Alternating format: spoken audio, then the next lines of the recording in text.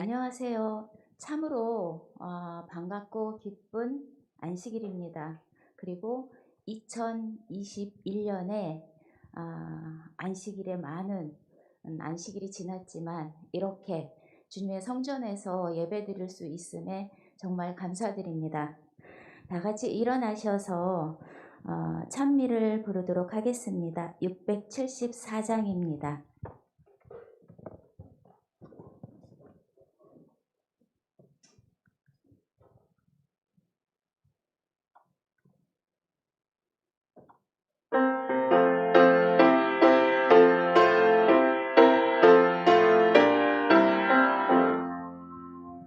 아무리 작은 참새도 주 길러주시며 그 새도 사랑하는 주 날 사랑하셔요. 주 날 사랑, 주 날 사랑, 나 이제 알겠네. 날 사랑하는 주님을 나 또한 사랑해. 저들의 피는 백합을 주 입혀주시며 저 꽃을 사랑하는 주 날 사랑하늘까. 주 날 사랑, 주 날 사랑, 나 이제 알겠네. 날 사랑하는 주님을 나 또한 사랑해. 들꽃과 새를 지으신 주 우리 예수님, 우리도 지켜주시니 참 감사합니다. 주 날 사랑, 주 날 사랑, 나 이제 알겠네. 날 사랑하는 주님을 나 또한 사랑해.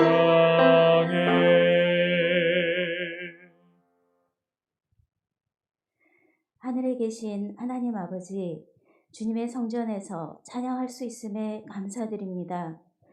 저희 앞에 놓여있는 예측할 수 없는 일들도 헤매일 때에 저희 머리를 열어 지혜를 주셔서 잘 헤쳐나아가게 하여 주시옵소서. 보이지 않는 바이러스로 두려워할 것이 아니라 이 세상을 주관하시는 하나님을 더욱 경외하며 삶의 순간들을 순종하며 살게 하여 주시옵소서. 늘 저희를 인도하여 주시고 축복 주심에 감사드리며 예수님 이름으로 간절히 기도드립니다. 아멘.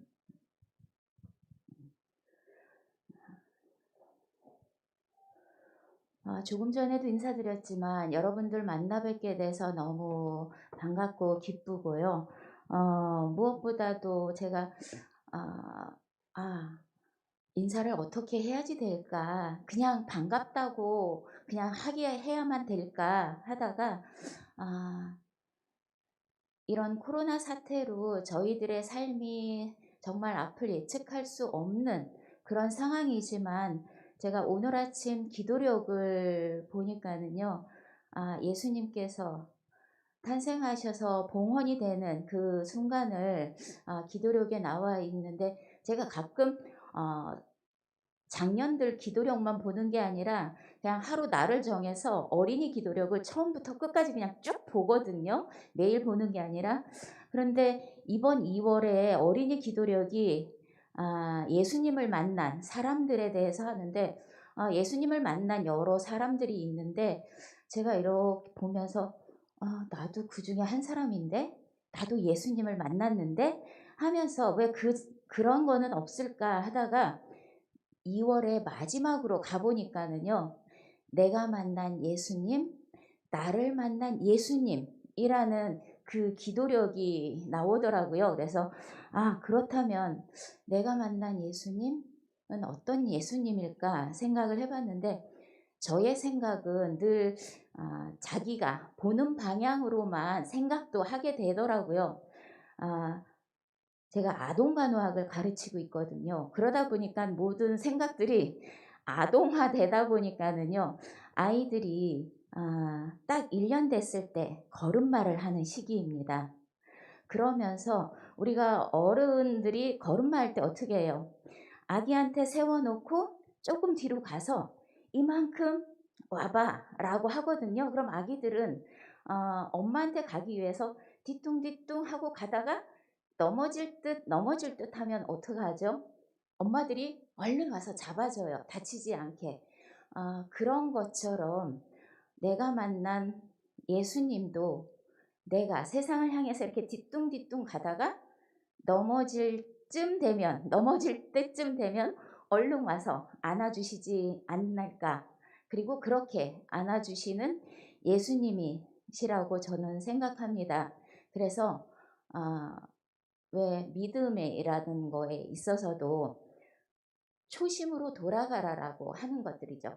첫 침례를 받을 때의 그 마음, 그때 가장 강한 믿음이 있다라고 생각하거든요. 그래서 우리의 믿음도 그런 신생아 때에 생후 1년 됐을 때의 그런 믿음으로 그냥 엄마를 보고 앞으로 나아간 것처럼 예수님을 바라보고 앞으로 몇 걸음 나아가고 넘어질 듯하면 예수님이 와서 잡아주시고 안아주시고 하는 그런 믿음을 가지고 우리가 평생을 살아가면 참 좋겠다라고 생각을 해봅니다. 오늘은요 특별히 손님이 오셨습니다. 어떤 분이시냐면은요, 여러분들이 이번 주 사경회를 통해서 감철규 목사님께서 오셔서 말씀을 전해 주셨습니다. 오늘 설교도 말씀도 해주시겠지만요, 우선 환영의 인사를 좀 우리가 해야지 될 것 같습니다. 감철규 목사님, 환영합니다. 늘 말씀을 주시면서 저희가 어떻게 이거를 역경을 이겨내 나아가는지 이런 부분들을 주셨는데 오늘도 좋은 말씀을 통해서 여러분들이 큰 은혜 받으시고요. 곧 이어서 바로 교과 공부를 시작하겠습니다. 교과 공부에는 강용규 장로님께서 해주시겠습니다.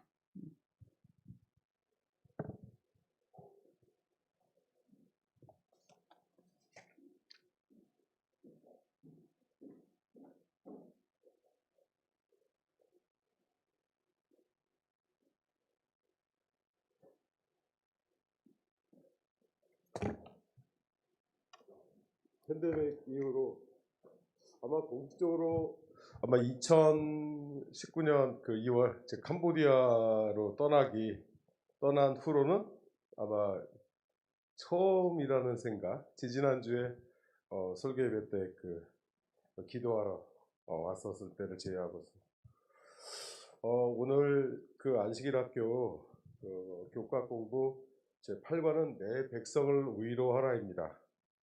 네, 오늘 우리가 좀 전에 불렀던 요 찬미 한 마리 작은 잠자도 부르니까 네, 그럴까요?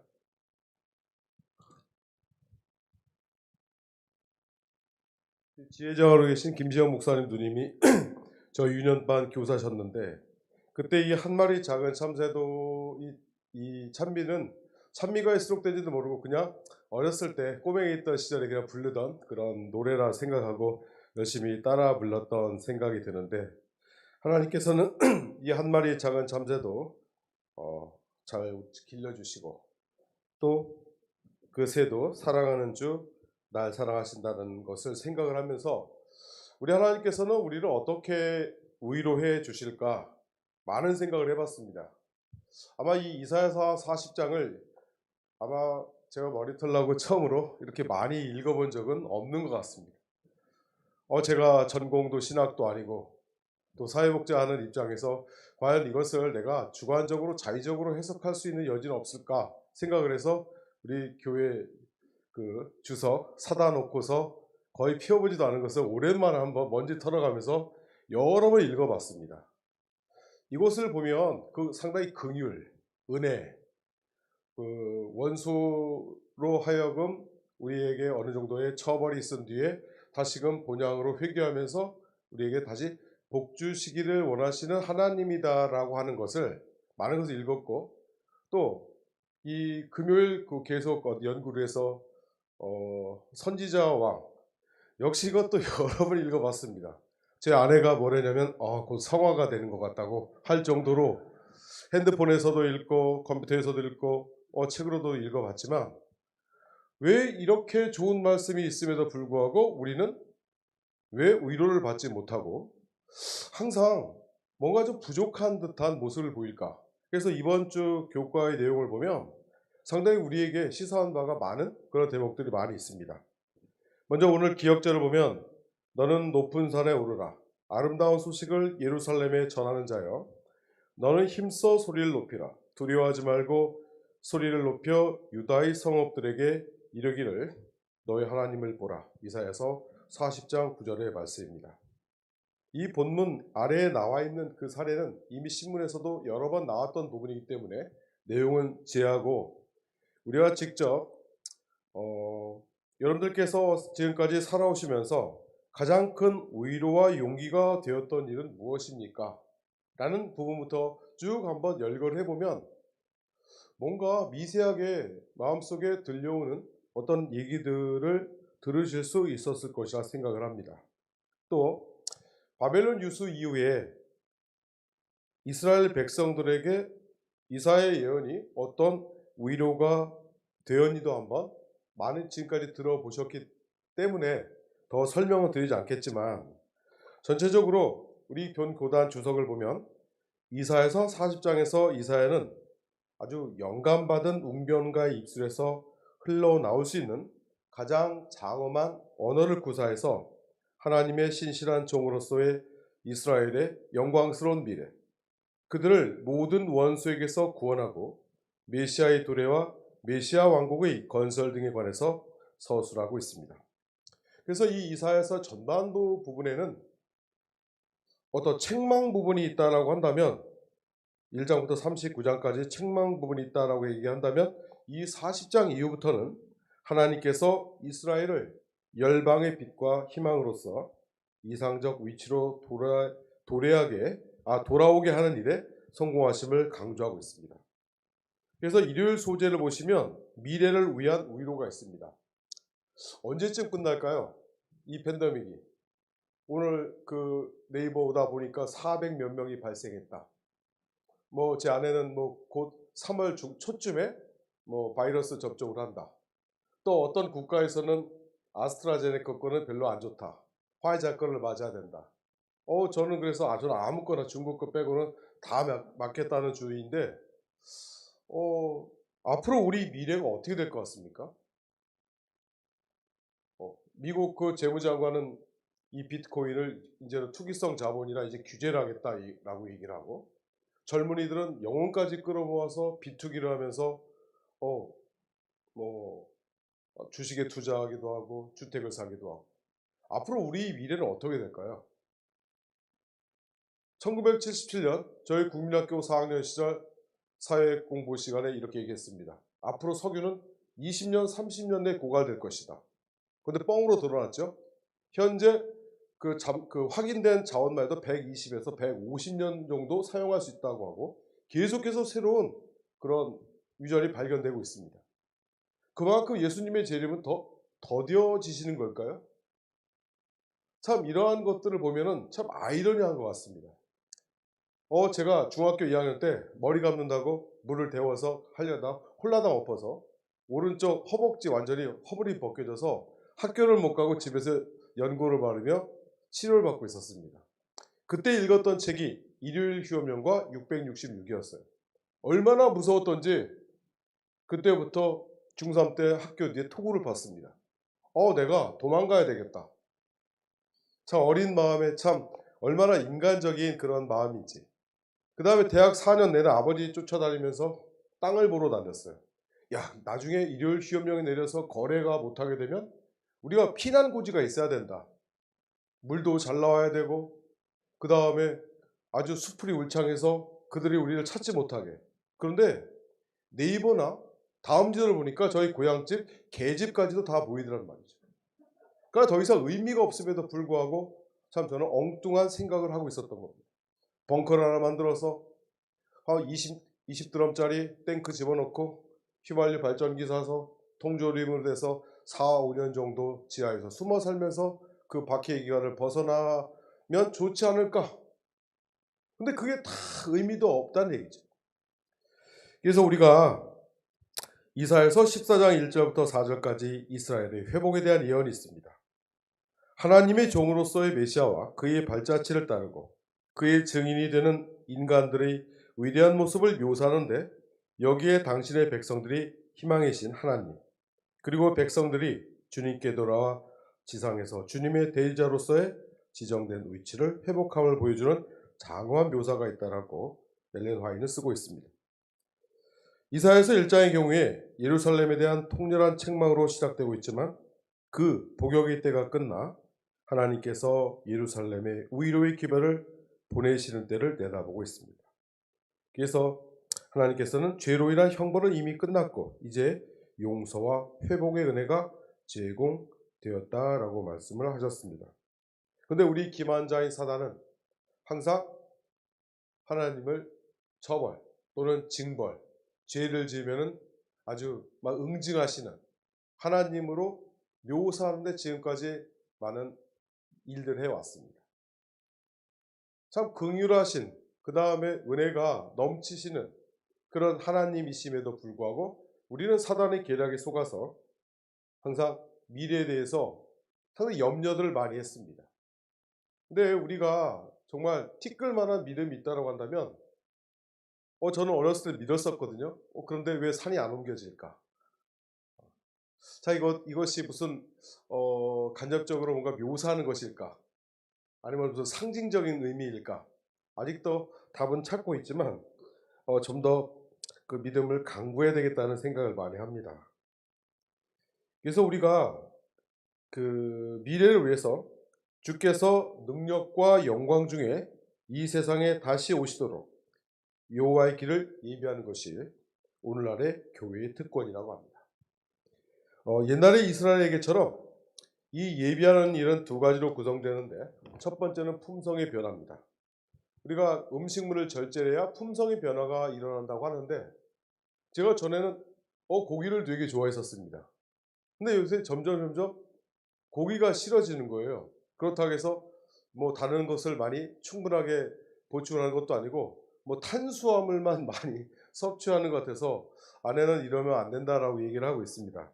그런데 이 품성의 변화라고 하는 것, 우리 학교의 어떤 모토라고 할 수 있는 진심을 갖게 된다고 한다면 품성의 변화가 저절로 이루어지는 것이 아닐까라는 생각을 하게 되었습니다.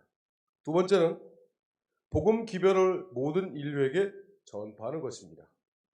엊그제 1000명 선교사 이 팬데믹 시대임에도 불구하고 12명이 지원을 했다 해서 쭉 내용을 살펴봤어요. 그래서 저도 총장님 허락하시면 1000명 선교사를 한번 지원해볼까 했더니 아내가 하는 얘기가 미쳤다. 캄보디아 갔다 오고서 또 가겠느냐? 어떤 직장에서 그 보내주겠느냐? 헛소리 하지 말고 정년까지 잘 채워라. 라는 얘기를 듣고 하지만 마음에서의 어떤 울림은 떠나지는 않았습니다. 먼저 우리의 마음가짐과 세상에 대한 이 정욕을 제거하며 진심을 갖는 품성의 변화가 분명 이루어져야 할 것입니다.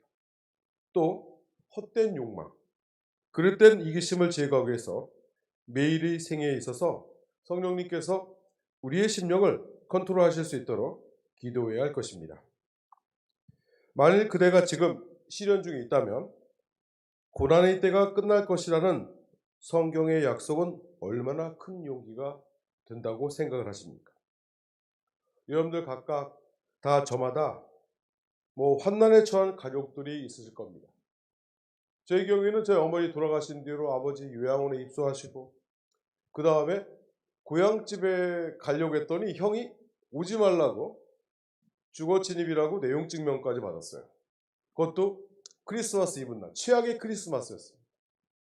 또 제가 받아야 될 돈이 조금 있는데 이분이 12월 23일 날 변사체로 발견됐다는 겁니다.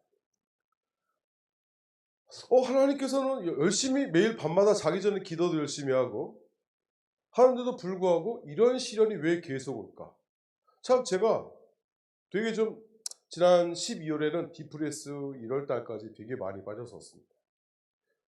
대체 왜 이런 일이 내게 발생을 하지?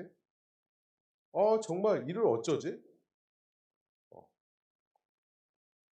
그래서 아내는 뭐라고 얘기하냐면 당신이 어머니에게 병원비로 쓰려고 했던 돈을 안 쓰고 거의 쓰지 않았으니까 그냥 그 돈으로 그 빚 못 받은 거 그냥 해결됐다고 마음 편하게 생각을 해라 라고 얘기를 하는 겁니다. 그래도 하나도 위로가 안 되는 겁니다. 삼육보건대학 교수 월급 받아서 1억 1천만 원이라는 돈을 언제 그것을 모을 수 있을까라고 생각을 해봤더니 뭐 아직까지 뭐 털고 일어나면 별것도 아니다라는 생각이 들기도 하고 이놈 바로 괘씸하네? 라는 어떤 생각이 들기도 하고 분명 뭔가 하나님께서는 제게 크게 쓰시고자 하는 마음은 없으신 것 같고 그래도 이렇게 시련을 주신 것에는 무슨 큰 암시는 있다라는 생각을 하게 되었습니다. 그러니까 저희 어머니의 신앙처럼 저희 어머니가 좀 그 초등학교 시절에 대천 중학교에서 뭐 3번째로 먼저 침례를 받아서 뭐 교적 찾기가 되게 어려웠다라고 그때 담임 목사님이 그 장례식 때 말씀을 하셨었는데 이 고난의 때가 끝날 것이라는 성경의 약속은 분명 고난의 때가 끝나는 것은 예수 그리스도의 재림식일 겁니다.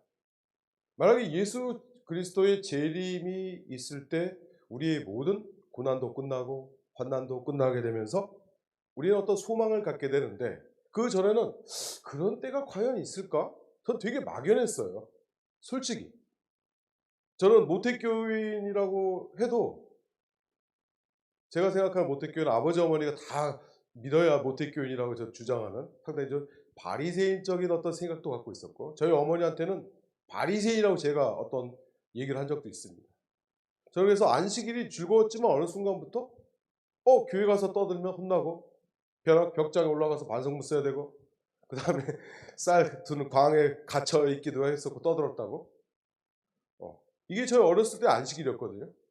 근데 안식의 이 기쁨을 조금씩 느껴지는 것 같은데 그렇다고 해서 예수님이 오셔서 우리에게 어떠한 고난과 환난을 제거하시면서 그걸 소망이라고 하는 것이 그때는 그냥 문자적으로만 해석을 했었었는데 최근부터는 어떤 실체적인 개념으로 이제 생각이 들기 시작했습니다. 부활의 소망이라고 하는 거. 그래서 우리가 신앙은 무엇일까? 라는 생각들을 요즘 많이 생각을 하게 되는데 우리가 이제 시련이 없다라고 할 수는 없겠지만 내 삶 동안 어떤 예수님의 재림을 소망하는 마음이 생기는 것은 저에게도 큰 다행이라고 생각을 합니다. 우리 학과도 시련의 끝은 없는 것 같습니다. 우리 입학관리본부에서 카톡이 왔습니다. 신입생 정시 들어온 아이 한 명 또 나갔다. 한숨이 나오면서 갑자기 밤에 8시 40분에 전화했습니다. 참 안식일에 업무를 해야 되는 건지. 학생에도 전화했더니 학생과 지금 한양여자대학교하고 삼육보건대학 저울질하고 있다. 한양여자대학교는 사회복지과, 저희는 노인복지과. 제가 막 홍보를 했어요. 우리 과는 올해 몇 번째 신입생을 맞이하고 있으며 타 대학과 비교해 봤을 때 이러이러한 특징이 있다. 그래서 우리 학교로 지원을 해라. 생각을 해보고 좋은 정보를 줘서 그 학생이 감사하다고 하지만 오늘 아침까지 카톡하고 문자 받아 아무런 답이 없어요. 그래서 또 기도의 제목도 생겨나는 것 같습니다. 학교는 학교대로 시련이 있고 또 개인과 가족과 집단들도 그에 맞는 어떤 시련이 계속해서 있다라고 하는 거. 하지만 우리는 그 끝이 올 것이다라는 생각을 갖게 된다고 한다면 고통도 이제 끝이구나. 그러면 행복해지지 않을까라는 생각을 합니다. 요즘 제가 살아남은 이들을 열심히 읽고 있는데요. 이 가운데 일요일 소재와 관련된 시련이 있으신 분들에게 이런 구절이 우리에게 위로가 주기 때문에 다시 읽어드리도록 하겠습니다. 그는 그 문을 여시고 진리를 지켜온 백성에게 들어오라고 하셨다. 그 성 안의 모든 것은 눈에 새롭고 즐거운 것뿐이었다. 저희는 어디에서나 찬란한 영광을 보았다. 그리고 나서 예수께서는 자신이 구원하신 성도들을 바라보셨다. 저희 얼굴에서 광채가 났다. 그는 그 사랑이 넘치는 눈으로 저들을 주목하시면서 음악적인 음성으로 나는 내 영혼의 수고하는 것을 보고 만족한다. 이 화려한 영광은 너희가 영원히 누릴 것이다. 너희의 슬픔은 지나갔다. 다시 사망이 없고 애통하는 것이나 곡하는 것이나 아픈 것이 다시 있지 아니하리라고 말씀하셨다. 구원받은 무리들이 예수의 발 앞에 엎드려 절하고 저희의 찬란한 면류관을 벗어 그분의 발 앞에 두자. 살아남은 이들 413쪽에 나오는 내용입니다. 월요일 소재에는 임재, 말씀, 길을 예비함입니다. 우리가 주님의 오심을 위해서 어떤 준비가 필요할까요? 많은 준비들이 분명 필요할 것입니다. 지금 우리는 알곡과 가라지로 분리되는 마지막 시대에 살고 있는 것 같습니다. 저희 가족과 친한 분 중에 박명호라고 우리 목사님 말고 제 친구의 삼촌이 있습니다. 바로 저희 뒷집 살았어요. 네. 지금은 어디 갔나 했더니 제 친구도 거기 가서 일하고 저희 형 친구도 가서 일을 하고 지금 다들 브라질로 갔다고. 이분이 신실한 대천중앙교회에 있어서 신실한 집사였습니다. 근데 어느 날부터 이상하게 추석 때 보니까 당시 기아차 포텐시아 타고 나타났는데 흰색 도포 같은 것을 입고서 무슨 도인처럼 나타났는데 엘리야 선교원 이로 시작을 했어. 근데 그 뒤로 막 이상한 얘기들이 많이 듣게 되면서 왜 저렇게 변질이 되었을까? 정말 마지막 때에는 정말 미혹하는 자들이 우리 가까운 휘경요고 가는 쪽에도 그 하나님의 교회 제가 아침 신문을 꼬박꼬박 보는데 마지막 면에 크게 새롭게 4곳의 성전을 신축했다면서 아주 전면 광고를 하는 것을 보면서 많은 사람들이 정말 다양한 방법으로 진리를 왜곡하면서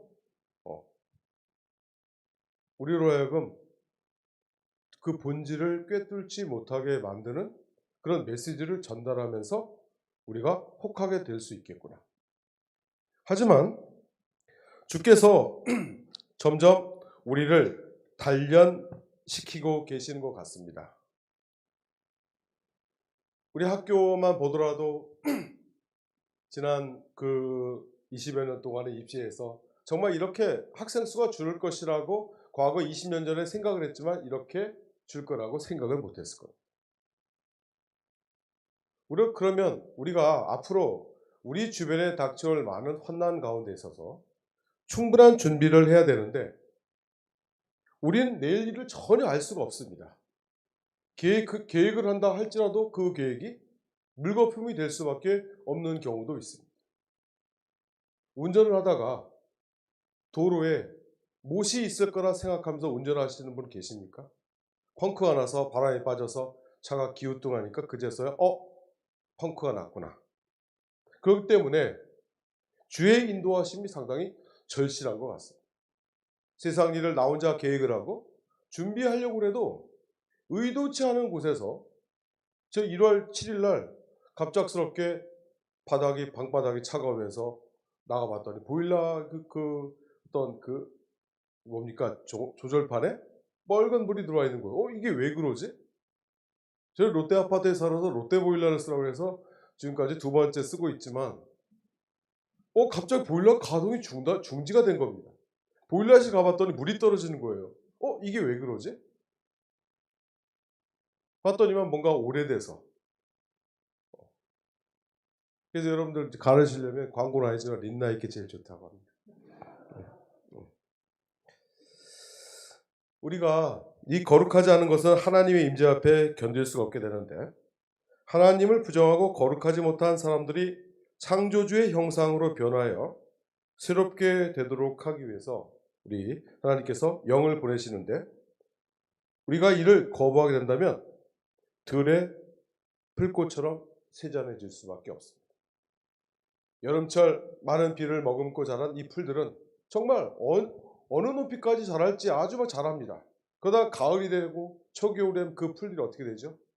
점점 쇠락하는 것을 보면서 우리도 하나님의 메시지를 받아들이지 않고 우리가 거듭남을 경험하지 않는다고 얘기를 한다면, 그런 그 들의 풀들처럼 그렇게 소멸해 버릴 수밖에 없는 존재라고 하는 것입니다.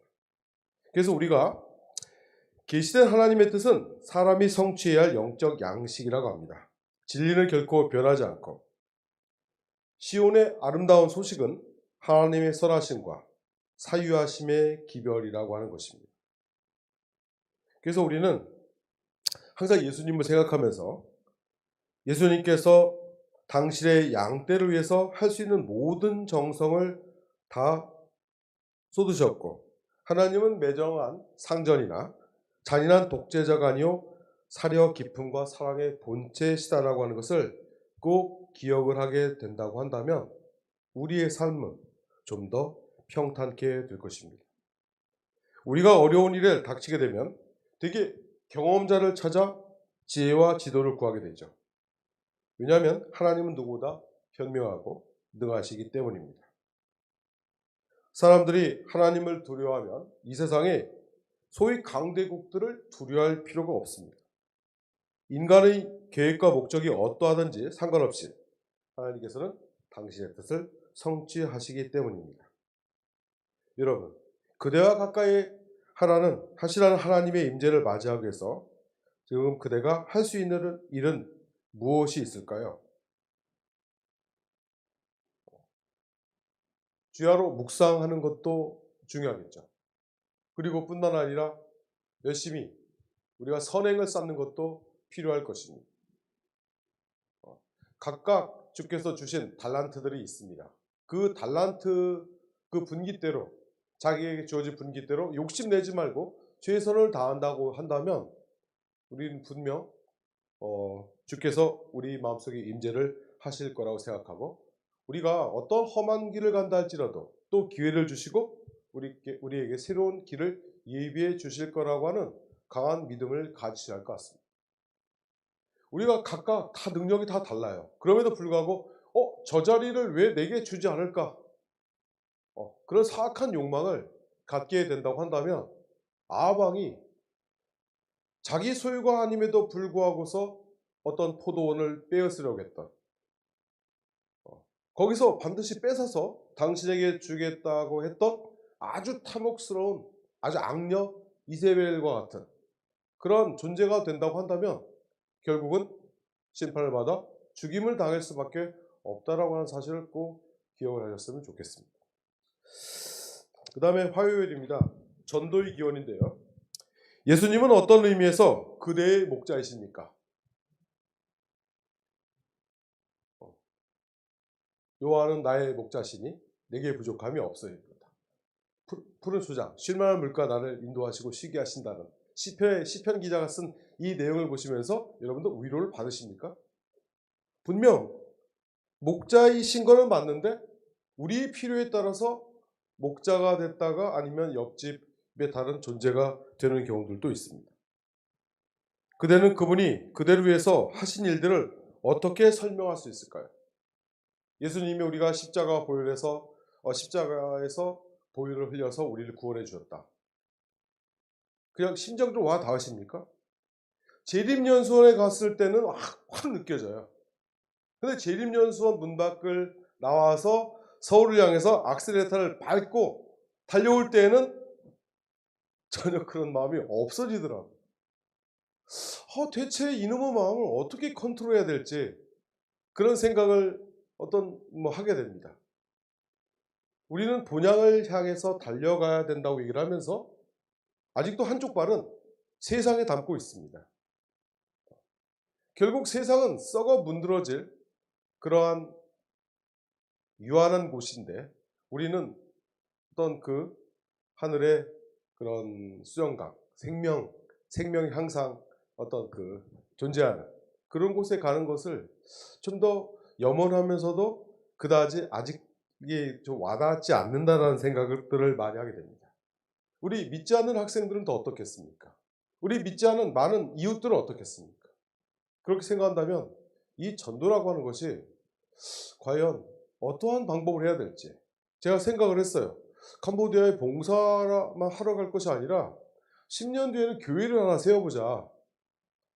캄보디아 시엠립 지역에 현지인들 교회가 허름하게 있지만 좀 더 제대로 된 교회를 세워서 같이 이제 아드라와 하든지 이렇게 콜라보를 잘 하게 된다고 한다면 다른 그 지역 내 국가들과 달리 이런 그 기독교에 대해서 되게 우호적인 국가가 캄보디아이기 때문에 좀 좋은 어떤 선교의 메카가 될 수 있지 않을까라는 생각을 합니다. 수요일은 자비로우신 창조주입니다. 충실하고 겸손하게 지혜와 능력을 구하며 주를 바라보고 꾸준히 그분의 인도를 기다림이 필요하다라고 합니다. 그리스도인의 생애는 하나님께 받고 다시 돌려드리는 과정의 연속입니다. 기력은 주님을 섬기는 일에 사용되지만 피곤함을 모르시는 분께 은혜와 생명력을 항상 새롭게 공급받습니다. 그렇기 때문에 우리가 하나님으로부터 능력을 계속 받지 않는 자는 그가 더 이상 하나님을 섬길 수 없는 위치에 놓이게 된다는 것을 기억하셨으면 좋겠습니다. 하나님이 그대를 사랑하시며 능히 구원하실 수 있는 창조주라는 사실을 그대에게 어떤 소망을 불러일으키십니까? 우리가 소망을 갖는다고 하면서 소망이 별로 없죠. 옆집에 누가 아파트를 사서 얼마큼 뛰었다. 땅을 샀더니 얼마큼 뛰었다. 라고 한다면 나도 그렇게 해야 되는데. 그 욕심만 생기지 않습니까? 걱정하실 필요는 없습니다. 땅이 없으신 분들은 하나님께서 우리에게 푸른 초장과 쉴만한 물가로 인도하실 것이며 집이 없으신 분들의 경우에는 탕자에 비해서 언급되는 것처럼 내 아버지의 집에는 거할 곳이 많다고 한 것처럼 넉넉한 공간을 하늘에 준비하고 계실 것입니다. 소망이 있으면 살아갈 용기를 얻게 됩니다. 그리고 무언가를 준비할 이 열정과 그 마음이 생기게 되기 때문에 각자 부여받은 달란트대로 우리의 작은 능력을 주의 사업을 위해서 사용해야 할 것입니다. 목요일 소재가 되게 중요한 것 같습니다. 우상 숭배의 문제점인데 여러분 우리가 우상은 어떤 사람들이 만든 어떤 신상이나 이런 것만이 우상이 아닙니다. 사전적 의미를 보면 나무, 돌, 쇠붙이, 흙 따위로 신불이나 사람 형상을 만들고 신처럼 숭배의 대상이 되는 물건이나 사람, 하나님 이외에 인위적으로 만들어 놓은 신의 형상이라고 얘기합니다. 우리가 사사기에서 읽어보면 바알제불을 비롯해서 이 페니키아 시대 때부터 시작해서 많은 어떤 우상들이 존재하고 있음을 알 수 있습니다. 근데 지금 우리 주변에 도처에 많은 우상들이 있습니다. 돈도 있고 차도 있고 집도 가방 등 여러 가지 것들이 있습니다. 요즘 아이들을 MZ세대라 부릅니다. 1980년대 초부터 2000년대 초에 출생한 이 밀레니얼 세대와 1990년대 중반부터 2000년대 초반 출생한 G세대를 통칭한 말인데 이 사람들은 디지털 환경에 익숙하고 특히 SNS로 소통을 하고 유통시장에서 강력한 영향력을 발휘하면서 집도 없으면서 땅도 없으면서 좋은 차를 사자. 요새 외제차가 불티나게 20대, 30대들 많이 팔리고 있다라고 얘기를 합니다. 그래서 좀 더 찾아봤더니 이 MZ세대는 어떤 미닝 세대라 부르기도 하는데 이 미닝은 신념을 뜻하는 미닝과 벽장 속에서 나오다라는 뜻의 커밍아웃이 이제 결합되어 있는데 남들에게 밝히기 힘들어 함부로 드러내지 않았던 자기만의 의미나 취향 또는 정치적, 사회적 신념 등을 소비 행위를 통해 적극적으로 표출하는 현상인데 2018년 대한민국 소비 트렌드로 선정이 되었다고 합니다. 이런 존재들에게 그들 속에 있는 우상을 갖고 있는 이런 존재들에게 과연 쉽게 그것이 우상이며 그리고 또 그 우상을 제거해야만이 우리가 구원을 받을 수 있다. 그리고 하늘에 대한 소망을 가져야 된다. 라고 하는 것이 과연 어필이 될 수 있을까요? 지금 비트코인도 아주 막 엄청나게 많은 또 주식으로 돈을 벌었다라고 하는 사람 주변에서 한 명도 전 들어보질 못했습니다. 신문에서는 연일 돈을 벌고 있다라고 얘기를 하는데 우리로 하여금 사탄은 여러 가지 각도로 우리의 어떤 본심을 흐리게 하는 작전들을 쓰고 있는 것이 분명합니다. 제가 열심히 신앙적으로 살아보겠다라고 하니까 아내가 갑자기 퇴근해서 와서는 자기 대상포진 걸렸다고 얼굴이 한쪽이 엉망이라고 하면서 오늘도 쉬고 내일도 쉬고 계속 며칠을 더 쉬어야 된다고 얘기하는데 대체 그렇게 마음 편히 살며 즐겁게 살려고 하는 사람 대상포진 왜 올까? 근데 어렸을 때 수두에 걸렸던 사람은 대상포진이 90에서 95% 올 확률이 있답니다. 저는 수두는 없었고 저는 홍역을 앓은 적이 있습니다. 중학교 2학년 때부터 닦아서. 요새 걱정이 좀 많이 있습니다. 이런 우상 문제. 그럼 우리의 마음을 어디에다 두어야 될까요? 결국 이 성경 말씀 속에 우리가 앞으로 나아가야 될 방향이 있다라고 하는 것을 제가 최근 이제서야 이제 깨닫게 되었다는 사실입니다. 세상에 아무런 책을 읽어도 마음에 와닿지를 않는 겁니다. 왜? 진심과 진실이 되지 않은 내용으로 가득 차 있기 때문에. 어찌 보면 인간이 만들어낸 허황된 그런 많은 용어들의 집합체라고 하는 사실입니다. 인간을 좀 더 인간답게 삶의 질을 아무리 높이자라고 해도 그 삶의 질의 이 복지제도를 통해서 모든 사회 문제는 해결이 절대 안 됩니다.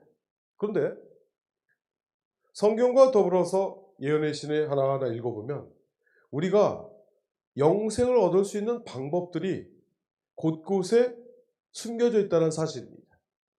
그래서 우리가 더욱더 지혜를 갖고 예수님께서 우리에게 가르쳐 주신 방식대로 살아가게 된다고 한다면 우리는 더 큰 소망과 더불어 그 상급을 받을 수 있을 것이라는 생각을 하게 됩니다.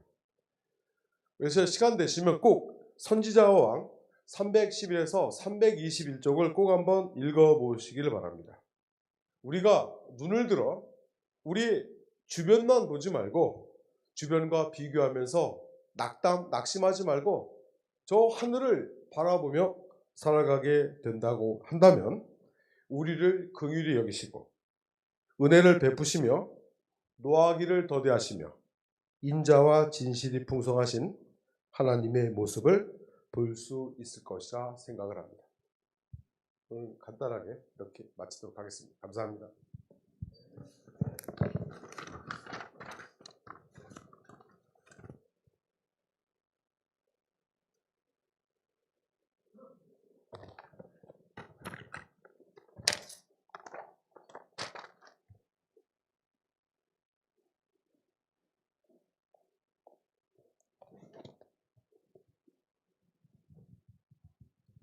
교과 말씀 감사합니다. 우리가 결국은 우리의 시선이 하늘을 향하고요.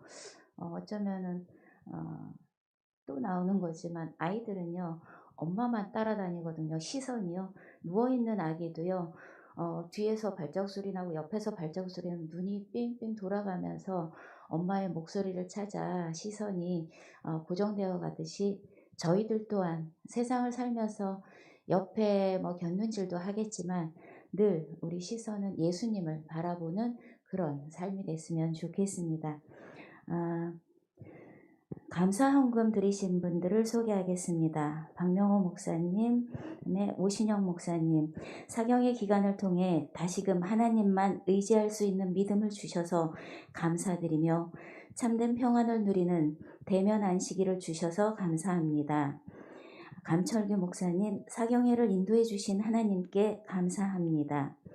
이기곤 목사님, 그다음에 남상미 집사님 무명에서 주셨고요. 조정인 집사님, 김은수, 김민수 학생, 석정원 이렇게 감사헌금 드려주셨습니다. 그리고 투자헌금에 남상미 집사님 드려주셨고요. 생일 감사헌금에 김지연 학생, 하나님의 인도하심에 감사드립니다 하고 감사헌금 드렸습니다. 오늘부터 이 시간부터요, 늘 사회적 거리두기 완화로 인해서 대면 예배가 시작되었습니다. 안식일 학교도 이렇게 시작되었고요. 교과 공부도 정상적으로 진행되고 있다는 것을 다시 한번 말씀드립니다. 그리고 이번 주는 특별히 사경의 기간으로 감철규 목사님께서 신경 사경의 부흥회로 진행되었습니다. 말씀을 통해서 많은 은혜 받으시기 바라고요. 귀한 말씀 주신 목사님을 환영하고 감사드립니다. 그리고 저희 삼육보건대학교의 종교부가 다음 주 수요일, 목요일, 안식일 3일간 종교 임원들 수련회가 있습니다. 이 기간 동안 아무 탈 없이 그 모든 것들이 잘 진행될 수 있도록 기도 부탁드리겠습니다. 오늘 점심 식사는요, 저희들이 모여서 음식을 하는 것이 아니라 김밥으로 간단하게 준비되어 있으니까는 예배를 마치신 후에 꼭 받아가셔서 식사하시기 바랍니다. 이것으로 안식일 학교를 마치도록 하겠습니다. 목사님께서 기도해 주시겠습니다.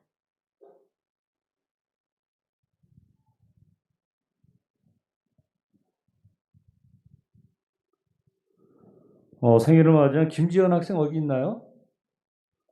저쪽에 있네요. 우리 생일 축하 박수 한번 쳐줄까요? 축하합니다. 2층에 있구나, 어린이. 예. 강장로님 귀한 교과토에 감사합니다. 역시 내공이 있습니다. 참 우리가 폭넓게 우리가 잘 공부한 것 같습니다. 우리 기도하겠습니다. 고마우신 아버지 하나님, 행복한 안식 허락해 주셔서 감사합니다. 특별히 오늘 주의 성전에 나와서 현장으로 예배드릴 수 있도록 은혜 도와주셔서 감사합니다. 참으로 오고 싶었던 교회입니다. 하나님의 성전입니다. 이렇게 우리가 신령과 진정으로 안식학교를 맞이하고 하나님을 찬양할 수 있는 귀한 은혜 주셔서 감사합니다. 더욱더 우리의 마음이 주의 성전을 통해서 하늘로 이어질 수 있도록 도와주시고 예수 마음에 품을 수 있도록 하나님 함께하여 주시옵소서. 교과토의 시간을 통해 우리에게 주신 교훈을 우리 기억을 합니다. 하나님의 위로를 더욱더 사모할 수 있도록 도와주시고 이 땅이 아무리 어렵고 힘들더라도 주님의 위로를 생각하며 용기 낼 수 있도록 인도하여 주시옵소서. 혹시 우리의 마음속에 하나님보다 더 사랑하는 우상이 있다고 하면은 하나님 그 우상을 버리고 주님을 더욱더 쫓을 수 있는 우리 모두 될 수 있도록 은혜 베풀어 주시옵소서. 많은 분들이 감사함을 드렸습니다. 하나님 그 감사에 마음에 축복해 주셔서 더 큰 감사가 나올 수 있도록 도와주시옵소서. 특별히 이번 주 생일을 맞이한 김지연 우리 친구가 있습니다. 하나님 지난 1년 동안 지켜주신 것처럼 앞으로 1년 동안도 더욱더 주님 안에 건강하고 행복하고 더욱더 많은 사람 사랑받는 귀한 딸 될 수 있도록 하나님 함께하여 주시옵소서. 아버지 특별히 저희 대학과 우리 대학교를 위해서 사경회를 맞이할 수 있도록 도와주셔서 감사합니다. 또 감철규 목사님을 통해서 꼭 필요한 말씀을 우리에게 허락해 주셔서 감사합니다. 다윗의 생애가 우리의 생애가 될 수 있도록 도와주시고 다윗의 칭찬도 우리의 칭찬 될 수 있도록 하나님 함께하여 주시옵소서. 또 목사님을 축복해 주셔서 또 앞으로 모든 목양길에 하나님의 축복이 함께 도와주시고 섬기는 잠실교회가 부흥하고 가정에도 하나님의 은혜와 축복이 함께하여 주시옵소서. 우리 가정에서 예배드리는 우리 모든 교인들 가정에도 같은 은혜를 더하여 주셔서 더욱더 하나님의 주신 은혜와 또 은총이 우리 모든 가정들에게도 하나님 함께하여 주시옵소서. 참 좋으신 예수님의 이름으로 기도하옵나이다. 아멘. 나온 김에 잠깐 특별한 우리 감사의 시간을 갖도록 하겠습니다. 우리 교장 선생님 말씀하신 것처럼 기도 가운데 있는 것처럼 한 주일 동안 하나님께서 우리 대학교에 큰 은혜와 큰 축복 주신 거 참으로 감사를 드립니다. 우리 감철규 목사님을 통해서 정말 이 연초에 또 우리에게 꼭 필요한 말씀 주셔서 얼마나 감사한지 모릅니다. 정말 아쉬움이 있다고 하면은 저희들이 기간 교회이다 보니까 일주일 풀 하지 못하고 월화 채플 시간에 또 어제와 오늘 너무 짧아서 아쉬운 감이 있습니다. 그럼에도 불구하고 하나님께서 은혜 주신 것 참으로 감사합니다. 잠깐 감철기 목사 나오시죠? 네. 네.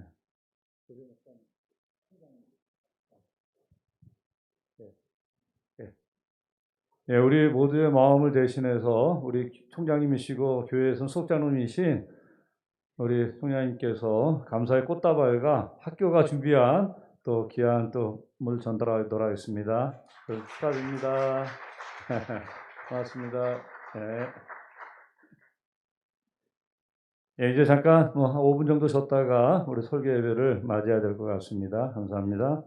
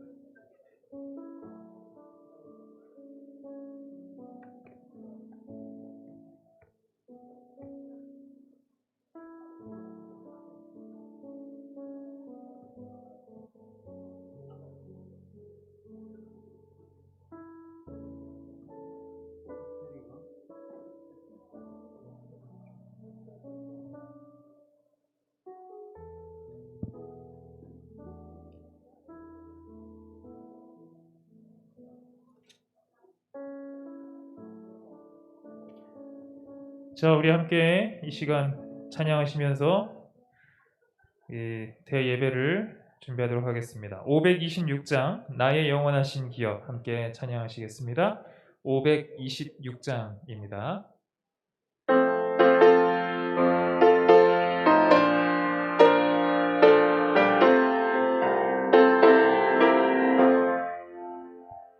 나의 영원하신 기업 생명보다 귀하다. 나의 갈 길 다가도록 나와 동행하소서. 주께로 가까이 주께로 가오니 나의 갈 길 다가도록 나와 동행하소서.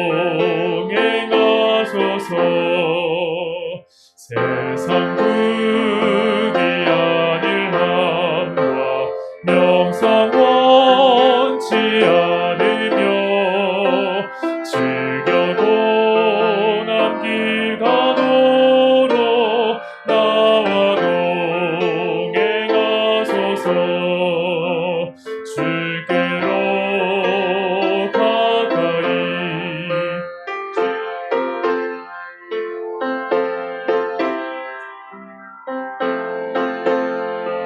길 다가도록 나와 동행하소서. 어두운 골짜기를 가며 험한 바다 지나서 영원한 저 천국 눈에 주와 들어가겠네. 주께로 가까이 주께로 가오니 나의 갈 길 다가도록 나와 동행하소서.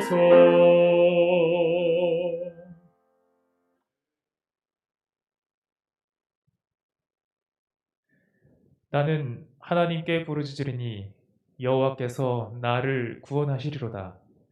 여러분을 예배로 초대합니다.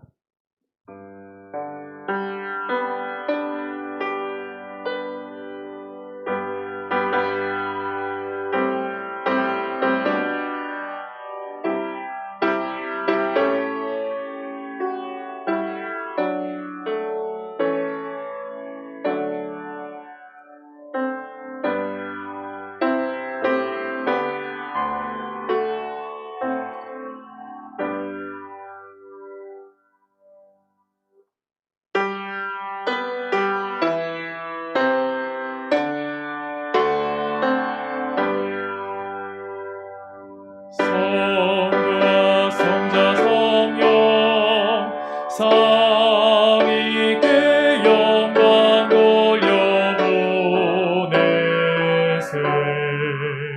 태초부터 이제까지 또 영세 무궁토록 성삼위께 아멘. 아멘.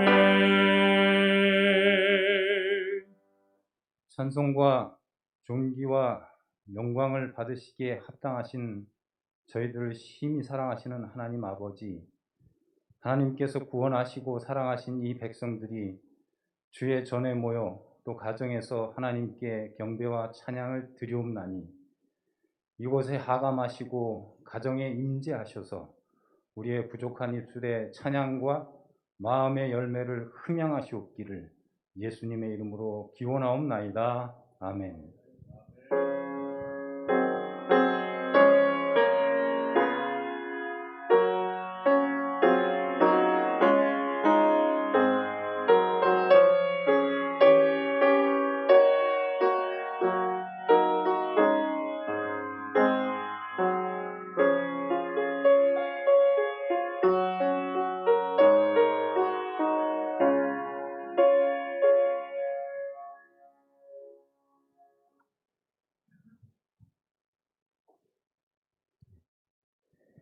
여호와는 나의 목자시니 내가 부족함이 없으리로다. 그가 나를 푸른 초장에 누이시며 쉴 만한 물가로 인도하시는도다. 내 영혼을 소생시키시고 자기 이름을 위하여 의의 길로 인도하시는도다. 아멘.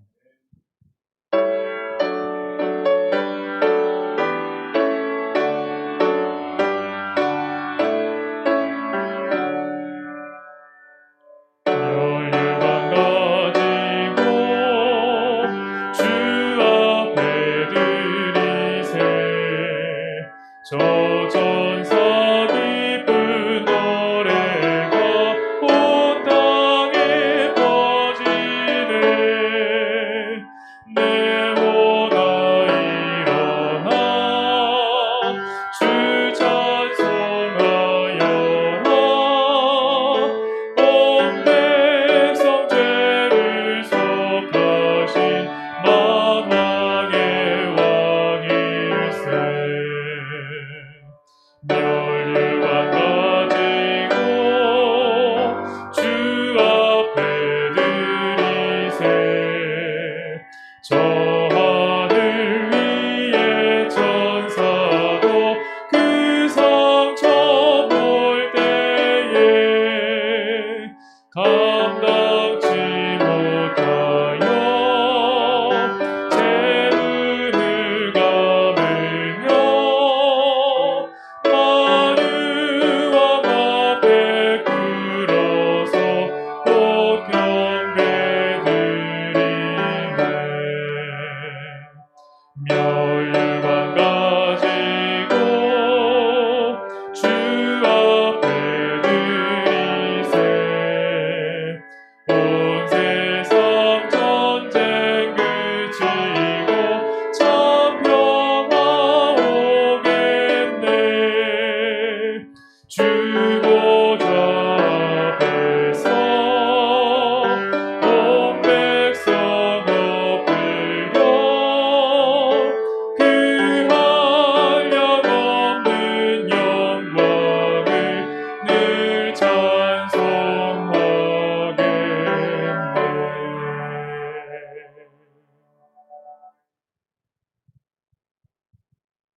우리를 쉴만한 물가로 인도하시기를 기뻐하시는 하늘에 계신 아버지 하나님, 저희들에게 한 주일을 쉴만한 물가로 잘 인도하여 주시고 그 인도하심을 통하여서 이렇게 기쁘게 안식일을 맞이할 수 있도록 축복하신 은혜 감사합니다.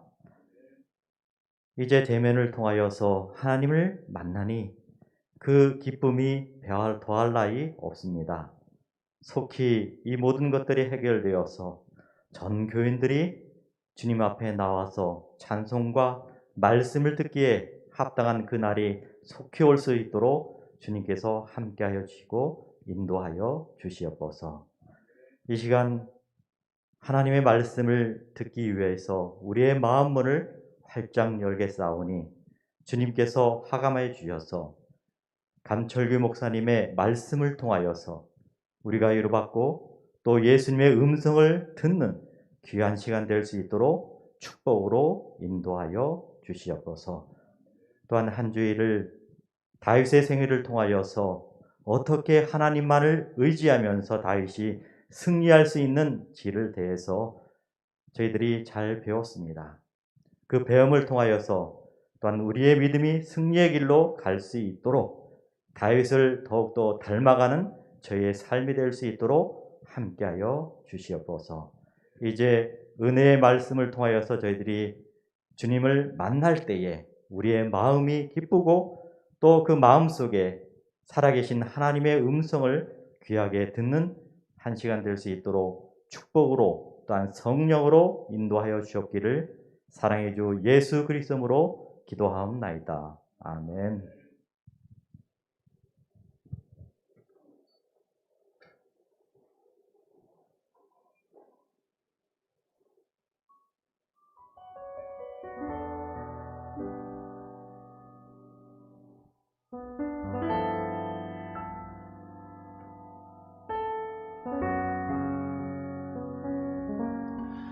지금 이 순간 부정한 내 손 닿으며 그분까지 부정해지란 것은 어쩌면 나의 더러운 죄 대신 질지도 몰라. 사람들에게 손가락질을 받겠지. 하지만 그래도 만약에 내가 나을 수 있다면 내 아픔 다 치우고 깨끗해질 수만 있다면 비록 뻔뻔하고 이기적인 내 선택일지라도 나는 그분을 잡아야만 해. 그분의 옷자락이라도 나도 남들처럼 행복해지고 싶어. 나도 남들처럼 안고 소리내어 웃고 싶어. 따스한 시절 기억이 자꾸만 떠올라. 그분의 옷자락이라도 잡아야 해. 반드시 잡고 갈 거야.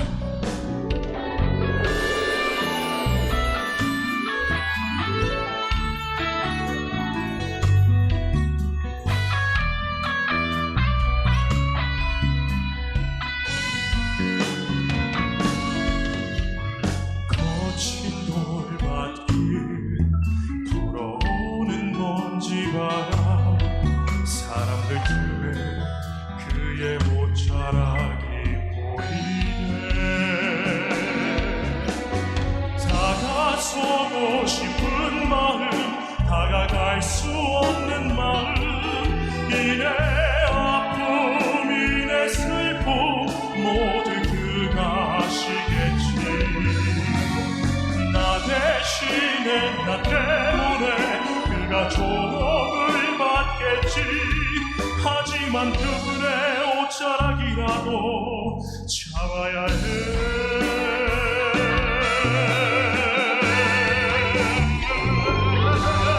나도 남들처럼 행복해지고 싶어. 나도 남들처럼 안고 소리내어 웃고 싶어. 따스한 시절 기억이 자꾸만 떠올라. 그분의 옷자락이라도 잡아야 해.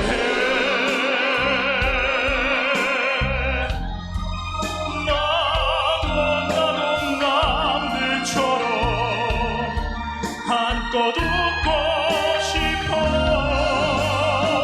그분의 옷자락이라도 잡아야 해.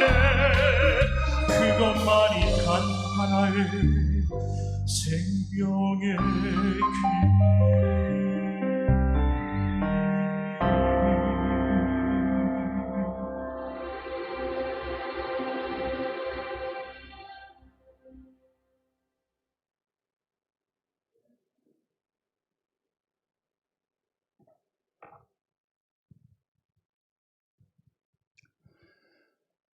행복한 안식일입니다.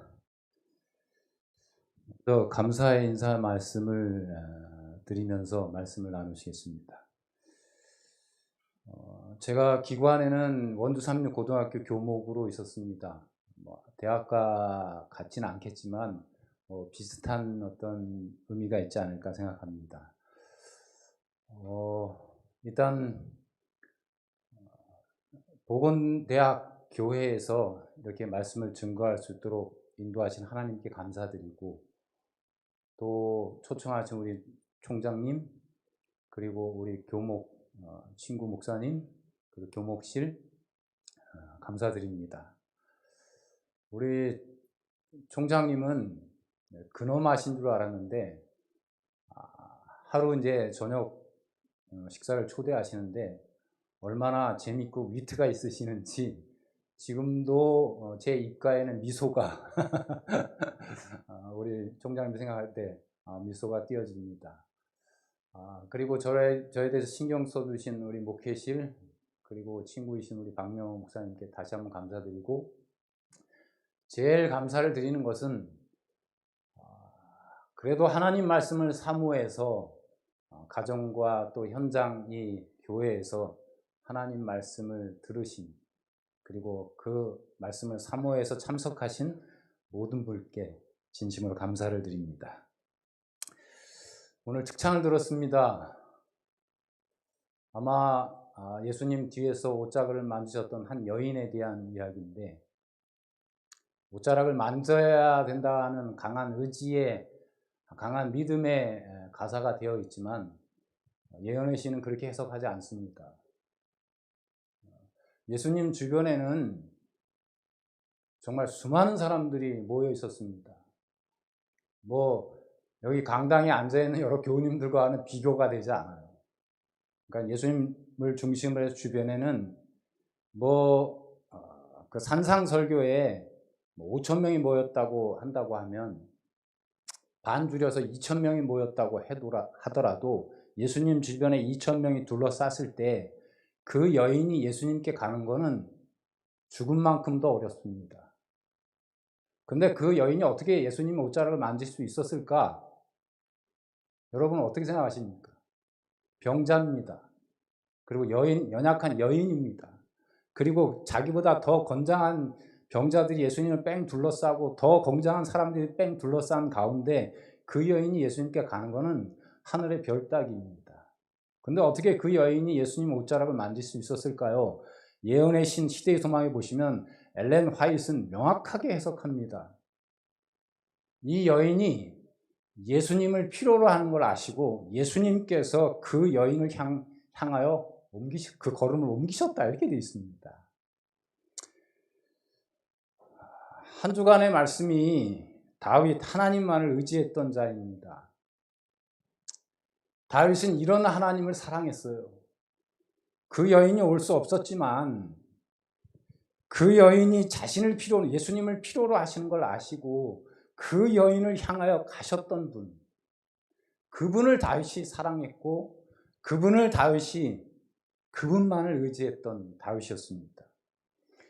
그런 다윗이 시편에 여러 시를 썼는데 제가 어제는 시편 51편의 말씀을 함께 나누었고 오늘은 시편 23편의 말씀, 시편 23편의 말씀 속에 다윗이 얼마나 하나님만을 의지했는지 구구절절히 표현된 게 23장입니다. 오늘 장로님께서 교과 토의하면서 23장을 잠깐 언급하셨어요. 그래서 가슴이 띠끔했습니다. 제 설교 저거 다 하시면 어떡하나 이렇게 했는데 아주 한마디로 간단하게 요약해서 제가 마음이 놓였습니다. 제가 간단하게 요약한 것을 저는 그래도 한 3-40분 풀 수 있어서 다행입니다. 시편 23장을 시작하면서 제가 좋아했던 목사님 계십니다. 고인이시고 영국의 목사님이신데 존 스펄전이라는 목사님이신데 그분이 이 시편 23장에 대한 시를 이렇게 그의 설교 중에 인용합니다. 새가 공중을 날면서 아름다운 소리로 노래하듯 이 짧은 시는 이 세상을 노래로 가득 차게 한다. 이 노랫소리는 고난을 사라지게 하고, 오늘 우리 장로님이 염려, 고난에 대한 얘기 많이 하셨잖아요. 근데 여기 스폴전 목사님은 이 노랫소리는 고난을 사라지게 하고 슬픔에 잠긴 자들을 위로하며 안식을 준다. 이 시는 감옥에 갇힌 자를 위로하고 의심을 사라지게 했다. 낭망한 군인들에게는 용기를, 병든 자에게는 새 힘을, 뼈아픈 슬픔을 이기지 못하는 과부와 고독한 고아들에게는 위로를 주었다. 죽어가는 군인들은 이 시를 들으며 평안히 눈을 감았고, 음침한 병원은 이 시로 빛을 받았으며, 옥에 갇힌 자들은 이 시를 읽고 자유함을 누렸다. 그리스도인으로서 노예된 자들은 이 시를 읽으면서 주인이 누리지 못한 자유를 누렸고, 사랑하는 사람을 떠나 보내는 자들은 이 시를 읽으면서 위로를 받았다. 이 시는 앞으로도 많은 사람들에게 위로를 줄 것이다. 당신의 자녀들과 나의 자녀들, 그리고 자녀들의 자녀들을 향해, 그리고 모든 시대의 사람들에게 노래하며 위로를 줄 것이다. 이 세상의 종말이 이르기까지, 그리고 마지막 성도가 하늘나라에 들어가기까지 이 시는 그 날개를 접지 아니할 것이다. 그러고서 하나님의 가슴으로 날아가 하늘의 모든 소리들과 함께 합하여 영원히 아름답고 기쁜 노래로 노래할 것이다. 이렇게 스폴전 목사님의 시편 강해 속에 나온 것을 좀 소개했습니다. 멋있죠? 시편 23편의 시가 한 목사님의 해석으로 이렇게 멋있는 시라는 것을 제가 여러 교우님들께 소개했습니다. 시편 23장을 다 해석할 수는 없고요. 그 중에 가장 중요한 첫 절, 시편 23장 1절, 이 말씀 다 외우시죠? 한번 함께 암송해 볼까요? 시작. 여호와는 나의 목자시니 내게 부족함이 없으리로다. 이게 딱 시편 23장을 시작하는 첫 절의 성경절입니다. 우리 장로님께서 교과 토의 시간에도 여러 번 말씀하셨지만 우리 모두가 염려하는 분야가 있습니다. 그것이 경제적인 물질 문제일 수도 있고, 또 직업일 수도 있고, 또 인간관계일 수도 있고, 또 결혼이나 또 자녀, 또 건강상의 문제일 수도 있습니다. 그런데 염려는 결코 그 문제를 해결하지 못합니다. 염려한다고 해서 과거를 바꿀 수 없지요. 염려한다고 해서 미래를 다스릴 수 없습니다. 인간은 미래를 읽지 않게 돼 있어요. 염려는 오늘 내 자신을 불행하게 할 뿐입니다. 이 염려에 대한 고전 영어의 뜻은 이렇게 되어 있습니다. 질식시키거나 숨이 막히게 하는 것이라 이렇게 되어 있어요. 이 염려라는 게 뭐냐면 질식시키거나 숨이 막히게 하는 것이라 이렇게 고전 영어에 이렇게 표현합니다. 그러니까 염려라고 하는 것은 나에게서 내 삶의 기쁨을 빼앗아가는 것이 염려입니다. 재미나는 사실은 식물이나 짐승은요, 염려하지 않습니다. 이 하나님의 피조물 가운데 염려하는 것은 오직 이 사람뿐이에요. 시편 23편은 하나님과의 관계를 나타내는 시편인데, 하나님과의 관계를 가지는 것이 바로 염려를 해결하는 방법입니다. 좀 전에 성경 말씀인 여호와는 나의 목자시니 내게 부족함이 없으리로다 이렇게.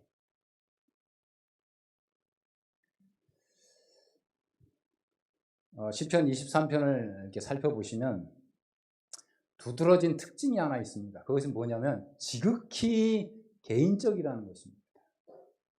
그래서 시편 23편을 살펴보시면 우리라는 단어가 한 단어도 없어요. 계속해서 나라는 단어만 나옵니다.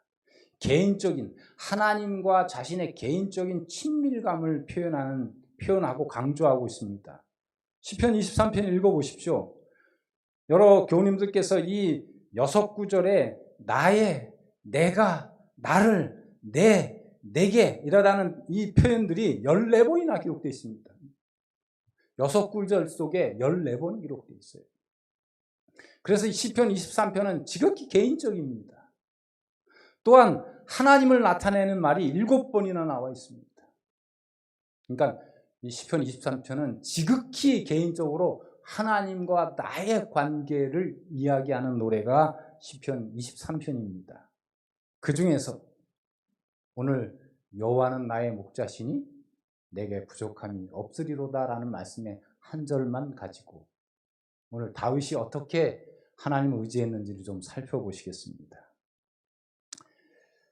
재미나는 사실은 나는 부족함이 없다라는 이 문장 속에 뭐가 없냐면 목적어가 없어요. 나는 무엇이 부족함이 없다. 나는 무엇이 부족함이 없다. 이렇게 써야 자연스러운데 부자연스럽게 그냥 나는 부족함이 없다 이렇게 썼어요. 그냥 목적어 없이 단독으로 동사가 사용됩니다. 그러니까 무엇이 부족한지가 전혀 드러나 있지 않아요. 문맥상 부자연스러울 수도 있으나 그만큼 뭔가 함축하는 의미를 우리에게 시사하고 있겠죠. 이 본문에서 나는 부족함이 없다는 동사는 그 앞에 있는 명사 구문 여호와는 나의 목자시니 라는 선언에 따른 결과 때문에 그렇습니다. 중요합니다. 나는 부족함이 없다라는 말은 그 앞에 명사 구문 여호와는 나의 목자라는 이 사실 때문에 그 말을 기록한 것입니다. 시편 23장 1절에 대한 성경 주석은 이렇게 주석합니다. 내가 부족함이 없으리로다. 하나님께 대한 절대적 신뢰를 나타내는 말이다.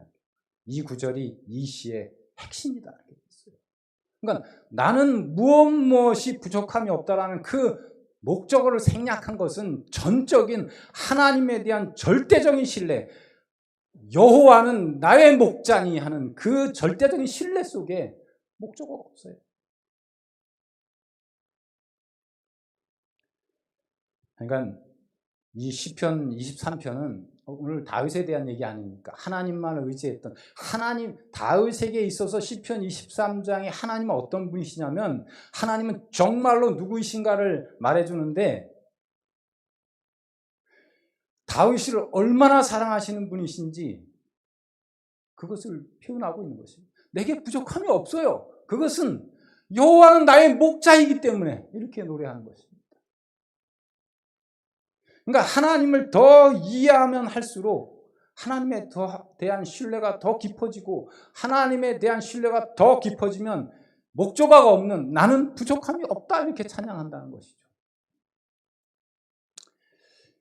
이제 저와 여러분들이 우리 장로님 마지막에 이제 근심이 없는 곳에 이르시면 이 근심에 이르렀던 이 백성들이 요한계시록에 보시면 19장 6절에 이렇게 찬양합니다. 하늘에 구원받은 백성도 이 자신의 삶의 주인이 하나님이심을 고백합니다. 그러니까 자신을 이끄신 분은 오직 하나님을 믿었습니다. 그분께서 모든 것을 섭리하시고 주관하신다는 믿음을 가졌어요.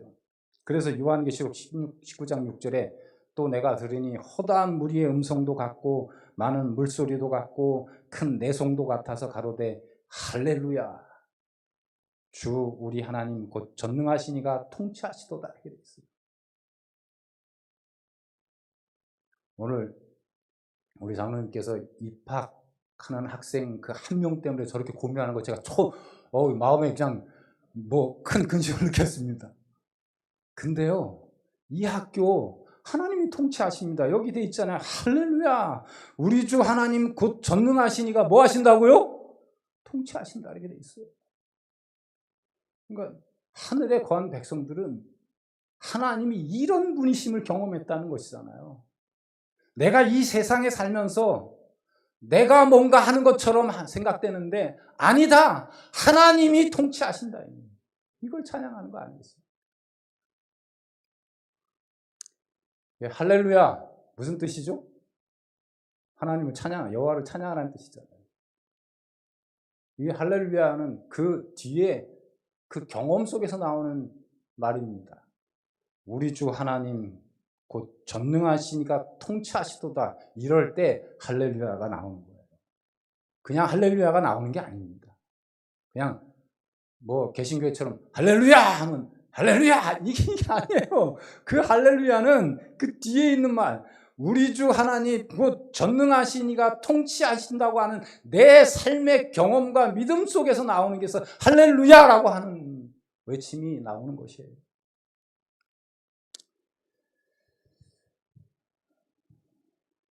우리가 흔히 우리의 그리스도인 삶을 이 이스라엘 백성의 광야 생활에 자주 비교하죠. 왜냐하면 이 그리스도인의 삶도 이 이스라엘 백성의 광야 생활과 아주 비슷한 과정을 걸어가고 있지 않습니까? 근데 이스라엘 백성들의 그 광야 생활을 한마디로 요약하면 배고프고 목마르고 고달픈 삶이었습니다. 아니, 광야에 먹을 것이 있겠습니까? 광야에 마실 것이 있었어요? 광야에 입을 것이 있었습니까? 없었어요. 40년 동안 광야라는 것이 그곳입니다. 우리 박명옥 목사님은 성지순례 가서 광야에 대해서 잘 아시겠지만 저는 못 가봤지만 뭐 사진을 보면 다 알잖아요. 광야가 어떤 곳인지. 거기 광야라는 곳은 배고프고 목마르고 고달픈 삶입니다. 전쟁과 열악한 환경 때문에 생명의 위협을 느끼는 곳이 광야입니다. 성경을 보시면 재미난 글을 기록합니다. 이 신명기 8장 15절에 그 광야에 대한 이야기를 한 절로 묘사하기를 너를 인도하여 그 광대하고 위험한 광야. 그러니까 광야도 무슨 광야라고 얘기했냐면 위험한 광야.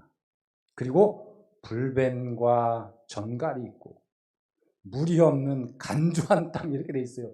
왜 그곳이 위험한 광야냐? 불뱀과 전갈이 있고 물이 없는 간조한 땅이었다. 그러니까 이스라엘 백성의 삶의 광야는 한마디로 풍족한 삶이 아니죠. 넉넉한 삶이 아닙니다. 참으로 부족함이 많았던 삶이죠.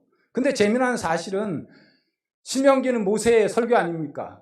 모세가 설교할 때 초반에 뭐라고 얘기하냐면 그 40년의 광야 생활을 다르게 평가해요. 여기 신명기 2장 7절에 보시면 내 하나님 여호와가 너의 하는 모든 일에 내게 복을 주고 내가 이 큰 광야에 두루 행함을 알고 내 하나님 여호와가 이 40년 동안 너와 함께 하였으므로 뭐라고요? 내게 부족함이 없었느니라. 이렇게 되어 있어요. 광야가 어떤 곳입니까? 배고프고 목마르고 입을 곳이 없는 곳이었어요. 40년 동안. 근데 모세는 뭐라고 얘기하냐면 내게 부족함이 없느니라. 근데 아까도 보셨죠? 내게 뭐가 부족함이 없느니라는 말이 없어요. 그리고 그 전에 뭐라고 얘기합니까? 여호와가 40년 동안 너와 함께 하였으므로 이렇게 돼 있어요. 부족함이 없었던 40년 동안 그런 광야의 삶에 부족함이 없었던 것은 여호와가 40년 동안 너와 함께 했다. 이렇게. 이제 본질적인 시편 23편으로 들어가시겠습니다. 이 시편 23편에서 말하는 부족함이 없다는 말은요, 우리의 모든 일이 형통하고 호의호식하고 아무런 고통 없이 태평하게 산다는 의미가 결코 아닙니다. 이 말의 의미를 정확하게 이해하기 위해서는 이 시편 23편에 나오는 목자와 양의 관계를 정말 잘 아셔야 합니다. 바르게 이해하셔야 해요.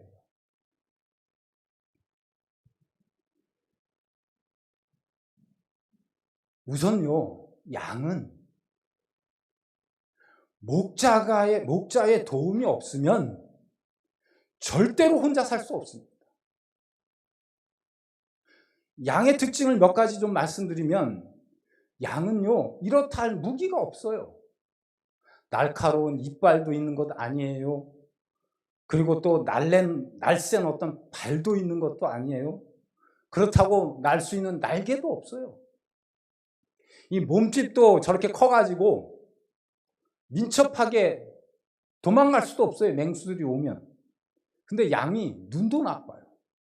눈도 나쁜 데다가 방향 감각도 좋지 않아가지고 이게 곁길로 가서 웅덩이에 빠지잖아요.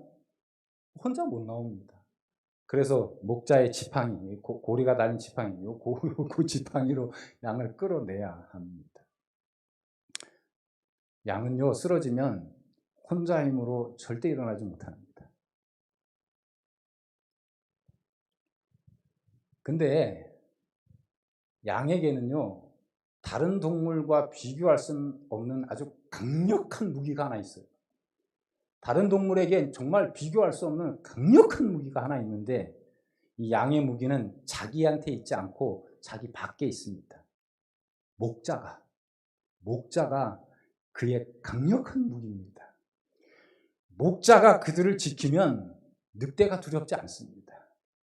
이 폭풍우나 험한 산길도 두렵지 않습니다. 먹을 것 또한 걱정하지 않습니다. 목자가 알아서 푸른 초장으로 인도할 것이기 때문에 그렇습니다. 밤에 이슬을 염려할 필요도 없습니다. 목자가 안전한 동굴이나 집으로 인도할 것이기 때문에. 그 양에게 있어서 강력한 무기는 목자입니다.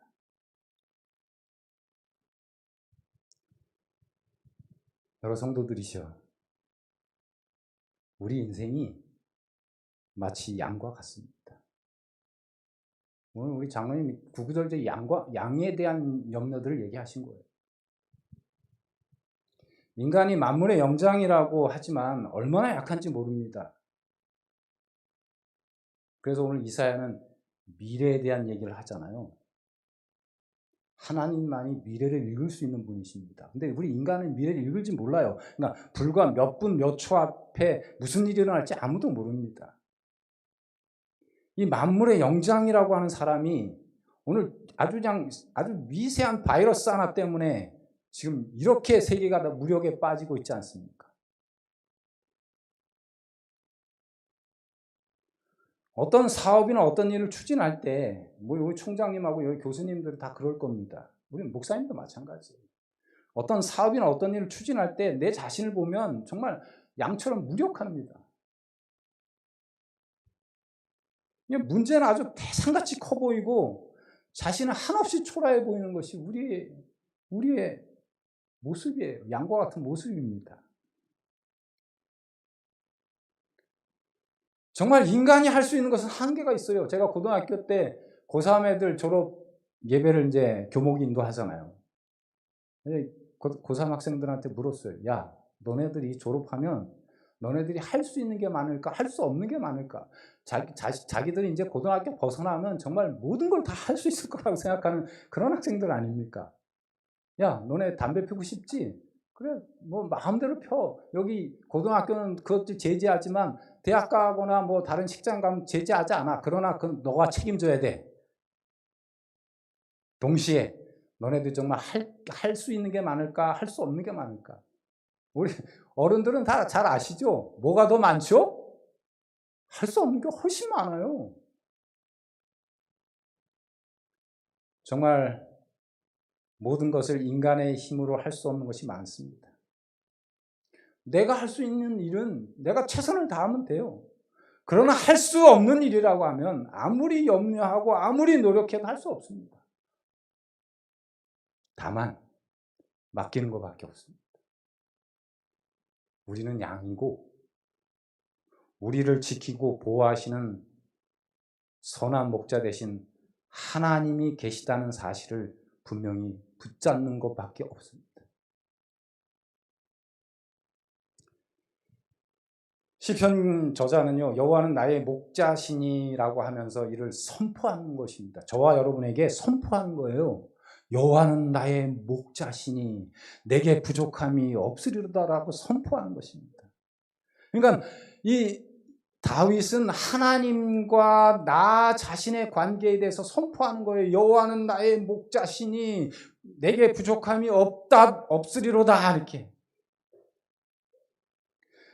여호와는 나의 목자라는 말은 여호와는 나의 보호자라는 뜻입니다.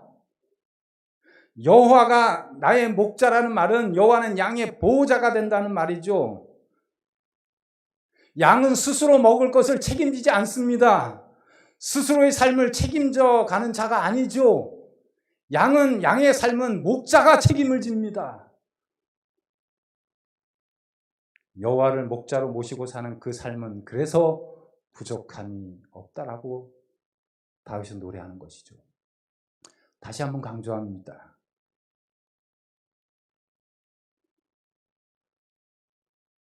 양은요, 스스로 먹을 것을 책임지지 않습니다. 양은 스스로의 삶을 책임져 가는 자가 아닙니다. 양은요, 목자가 책임지는 것입니다. 양의 삶은 목자가 책임지는 거예요. 이 학교는 여호와가 책임지는 것입니다. 그분을 의지하시기 바랍니다. 이 공동번역에 보시면 야훼는 나의 목자 아쉬울 것 없어라 똑같은 표현인데 훨씬 더 정감이 가죠. 야훼는 나의 목자 아쉬울 것 없어라. 저도 이제 사경의 강사를 맡고 주제에 대해서 우리 주덕배 목사님이 전화를 했어요. 목사님, 주제하고 주제 성경절을 좀 달라고. 그래서 제가 운전 중이었고 제가 주제를 생각하고 있었지만 정확하게 알지 못해가지고 제가 집에 들어가면 드리겠다고 해가지고 제가 문자로 보냈습니다. 어느 개신교회 목사님이 이제 다른 교회로부터 설교 부탁을 받아가지고 이제 약속한 이제 주일이 가까워서 그 교회 전도사에게 주보의 시를 설교 본문과 제목을 알려달라는 전화를 받았습니다. 그래서 이제 전도사님이 물었어요. 그러니까 답변하기를 본문은 시편 23장 1절부터 6절입니다. 그러자 이 전도사가 물었어요. 목사님 제목은 어떻습니까? 그러니까 제목은 여호와는 나의 목자시니 이렇게 나가는데 전도사가 이렇게 받아 적으면서요. 또 한번 물었어요. 그 다음엔 뭐예요? 그러니까 그러자 이 목사님이 그거면 됐지 뭐가 더 필요해? 이렇게 얘기한 것입니다. 그러니까 제목을 다 얘기하셔야 되는데 제목을 다 얘기 안 하고 이 전도사가 물으니까 여호와는 나의 목자시니 그거면 됐지 뭐가 더 필요해? 이렇게 얘기해 버린 겁니다. 그래서 이 전도사님이 예 목사님 잘 알겠습니다.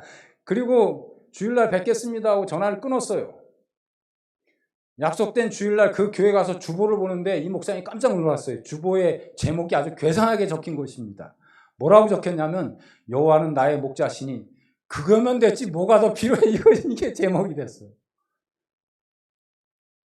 근데 이 목사님이 그 제목을 가지고 여러분 양은 목자만 있으면 됩니다. 우리도 마찬가지예요.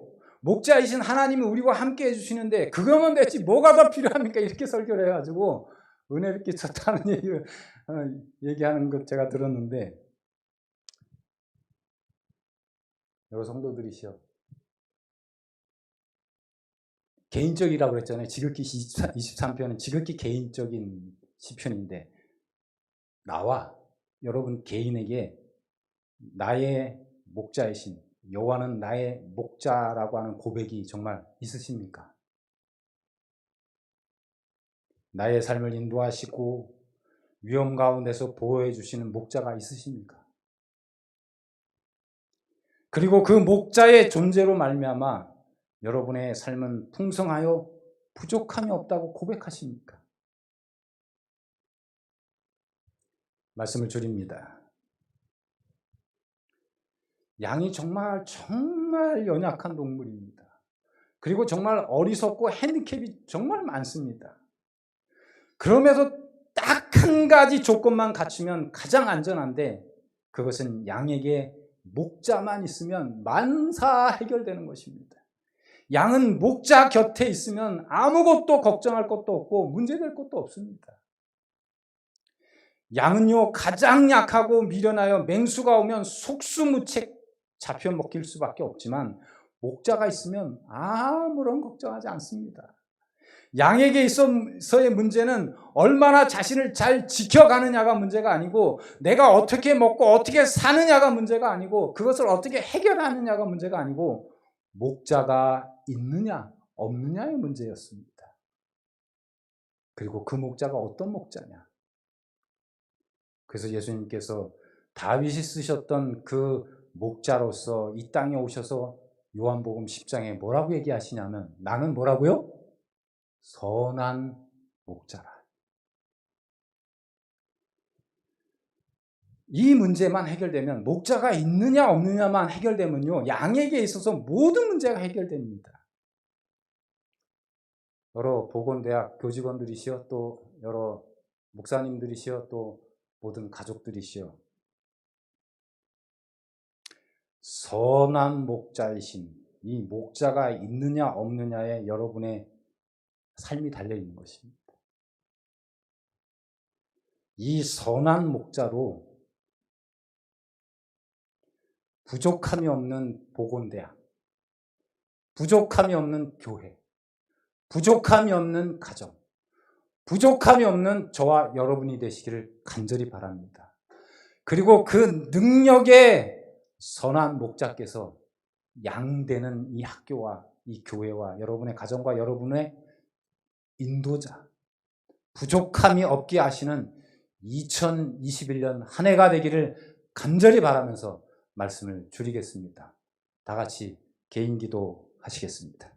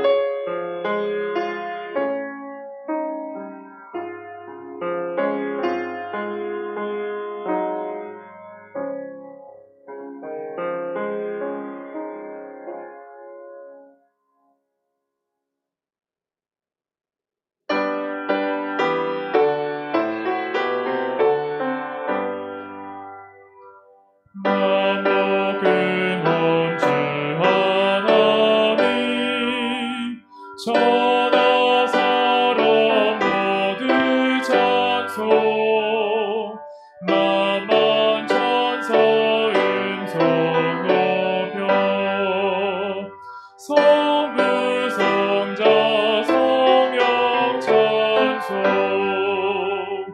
아멘.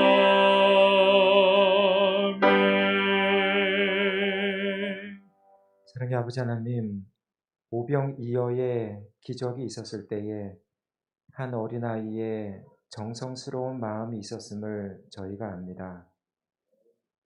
오늘 그 어린아이의 헌신적 나눔의 정신을 저희가 가질 수 있도록 축복하여 주시옵소서.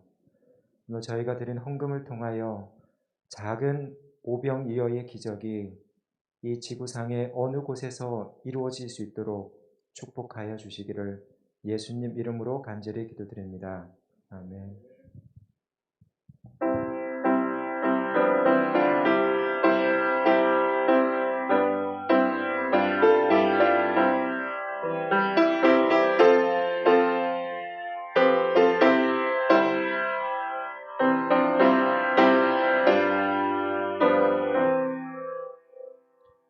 선한 목자 되신 우리 주 항상 인도하시고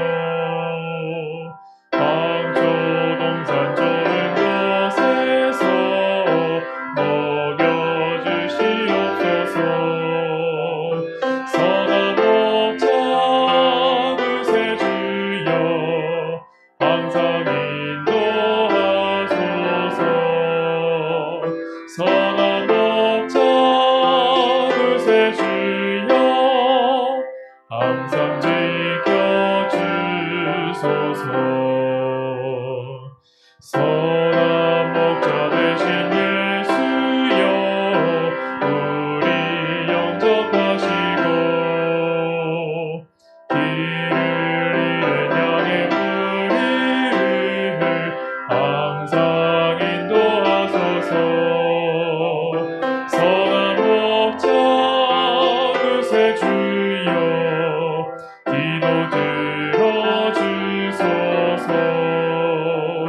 선한 목자 그새 주여 기도 들어주소서. 흔히 많고 약한 죄인도 아들 허락하셨네. 주의 은혜 크신 권능이 죄의 결 바꾸겠네. 선한 목자 그새 주여 지금 나아갑니다. 선한 목자 그새 주여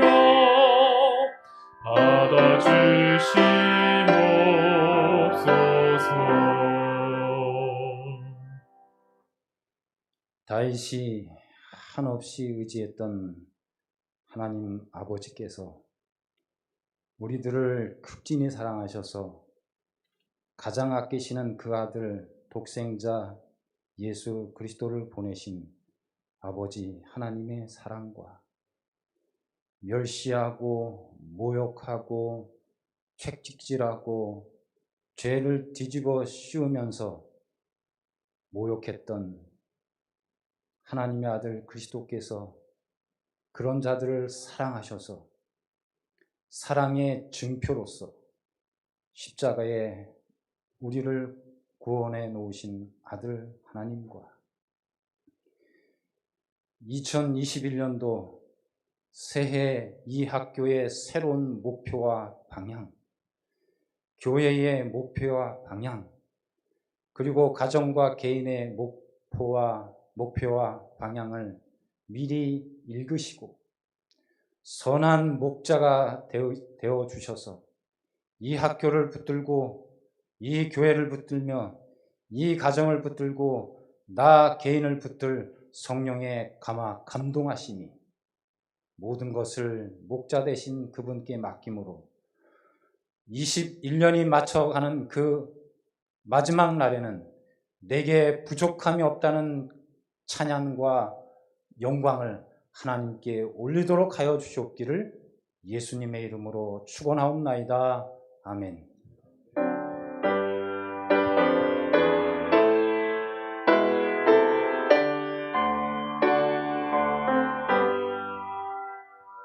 내 주님 오시리 확실히 오시리 내가 공중에서 주를 만나겠네. 내 구주 예수 확실히 오시네.